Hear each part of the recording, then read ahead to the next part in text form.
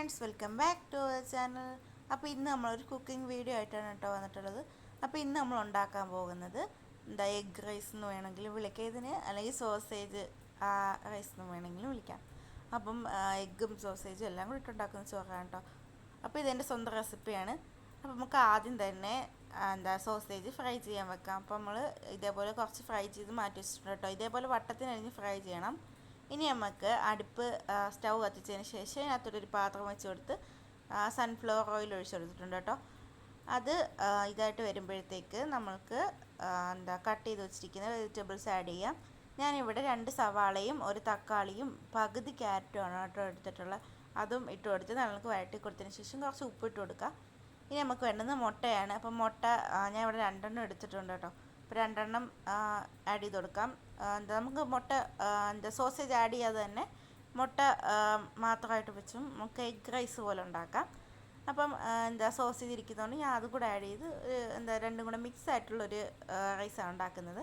അപ്പം നമുക്ക് സോസേജൊക്കെ ആഡ് ചെയ്ത് കൊടുത്ത് നല്ല കണക്ക് ഇതേപോലെ ചിക്കി എടുക്കണം കേട്ടോ. നമുക്ക് ആവശ്യത്തിന് ഉപ്പപ്പം വേണമെങ്കിൽ ചേർത്ത് കൊടുക്കാം. ഇനി നമുക്ക് വേണ്ടത് ചിക്കൻ മസാലയാണ്. അപ്പോൾ ചിക്കൻ മസാല ഞാൻ കുറച്ച് ഫ്ലേവറിന് വേണ്ടി ചേർത്ത് കൊടുക്കുന്നുണ്ട്. എന്നിട്ട് നമുക്ക് മിക്സ് ചെയ്ത് കൊടുക്കണം കേട്ടോ. ഇനി നമുക്ക് കുരുമുളക് പൊടി വേണം. അപ്പോൾ നമുക്ക് മുളക് പൊടിയൊക്കെ വേണമെങ്കിൽ ഇട്ട് കൊടുക്കാം കേട്ടോ. അപ്പം ഞാൻ ഇതൊന്നും ഇടുന്നില്ല, ഒരു ഫ്ലേവറിന് വേണ്ടിയാണ് ചിക്കൻ മസാല ഇട്ട് കൊടുത്തത്. ഇനി നമുക്ക് വഴറ്റി കൊടുത്തതിന് ശേഷം കുരുമുളക് പൊടിയാണ് കേട്ടോ. കുരുമുളക് പൊടി ഇച്ചിരി അധികം ഇട്ട് കൊടുക്കുക. ഇപ്പം കുറച്ചുള്ളായിരുന്നു, അതുകൊണ്ട് ഞാൻ കുറച്ച് ഇട്ട് കൊടുത്തിട്ടുള്ളൂ കേട്ടോ. പിന്നെ ദിലുവിന് എരിവ് വലുതായിട്ട് ഇഷ്ടമല്ല.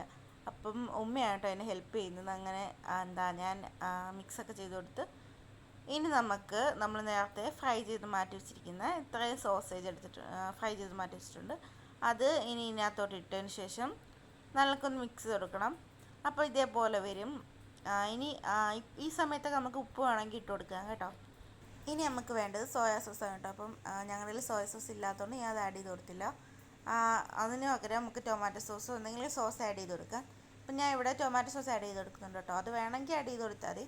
അപ്പം ഞാൻ കുറച്ച് ആഡ് ചെയ്ത് കൊടുക്കുന്നുണ്ട്. അപ്പോൾ ഇത് നമ്മളൊരു തട്ടിക്കൂട്ട് ഇതാണ്.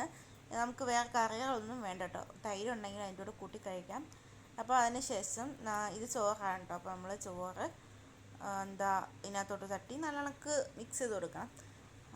സംഭവം ഒരു അരമണിക്കൂറത്തെ കാര്യമുള്ളൂ കേട്ടോ. ഞങ്ങൾ ഉണ്ടാക്കാൻ അരമണിക്കൂർ എടുത്തിട്ടുള്ളൂ ഇത്. പക്ഷേ ഈ വീഡിയോ 4 മിനിറ്റ്, ഒരു 5 മിനിറ്റ് പോലും ഇല്ല തികച്ച്. അപ്പം ഭയങ്കര സിമ്പിളാണ് കേട്ടോ ഇതുണ്ടാക്കാൻ. അപ്പോൾ ഇത് തട്ടിക്കൊടുത്ത് നല്ലൊന്ന് മിക്സ് ചെയ്ത് കൊടുക്കണം. ഇനി നമുക്ക് കുറച്ച് നേരം ഒന്ന് ചൂടായി വരുമ്പോഴത്തേക്ക് ഇതൊന്ന് ഓഫ് ചെയ്യാം. സത്യം പറഞ്ഞാൽ ഇതുണ്ടാക്കുന്നതിൻ്റെ ഇടയിലും സോസേജൊക്കെ ഞാൻ ഇതിലൊക്കെ വാരി തിന്നുമായിരുന്നു കേട്ടോ. സോസേജ് മാത്രമല്ല, ഇതുണ്ടാക്കി കഴിഞ്ഞപ്പോഴത്തേക്ക് കുറച്ചെടുത്ത് ഞങ്ങൾ ടേസ്റ്റ് ചെയ്ത് നോക്കി. ദിലുവിനൊക്കെ ഭയങ്കര ഇഷ്ടപ്പെട്ടു കേട്ടോ. ഇന്ന് ഇതിൽ കുറച്ചധികം ചോറ് തിന്ന് ഞാൻ ഉണ്ടാക്കിയത് പറയുകയല്ല, കൊള്ളായിരുന്നു. സംഭവം തട്ടിക്കൂട്ടാണ്, പെട്ടെന്ന് ഉണ്ടാക്കാൻ പറ്റും. ഞങ്ങൾ ശരിക്കും ഇതുണ്ടാക്കി കഴിഞ്ഞതിന് ശേഷം കഴിക്കാൻ നേരത്ത് ഇത് ഞാൻ വീഡിയോ എടുക്കാൻ മറന്നുപോയി. ഞാൻ കഴിച്ച പകുതി ആയപ്പോഴത്തേക്കാണ് ഉമ്മേൻ്റെ അടുത്ത് വീഡിയോ എടുക്കുന്നതിൻ്റെ കാര്യം പറഞ്ഞത്. അപ്പോൾ ഇത്രയേ ഉള്ളൂ നമ്മുടെ ഇന്നത്തെ വീഡിയോ. നിങ്ങൾക്ക് ഈ വീഡിയോ ഇഷ്ടപ്പെട്ടെന്ന് വിചാരിക്കുന്നു. അപ്പം ഇത് ഈസി ആയിട്ട് നമുക്ക് വീട്ടിൽ ഉണ്ടാക്കാം. നിങ്ങളൊന്ന് ട്രൈ ചെയ്ത് നോക്കിയിട്ട് കമൻറ്റ് അറിയിക്കണേ. അപ്പോൾ ഇത്രയേ ഉള്ളൂ നമ്മുടെ ഇന്നത്തെ വീഡിയോ. അടുത്ത വീഡിയോ എടുക്കാവുന്നവരെ ബായ്.